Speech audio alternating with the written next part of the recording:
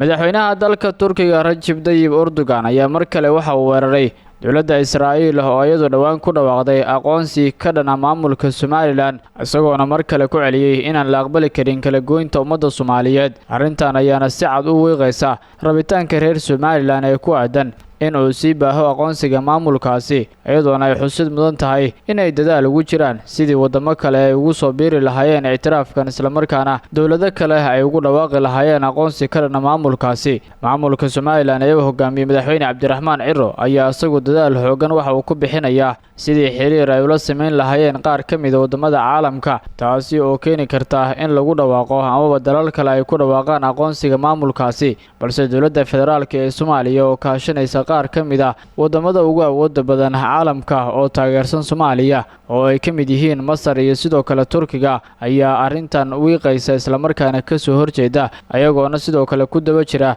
burburinta ictiraaf beeneedka Israa'iil ay siisay maamulka Somaliland dhawaan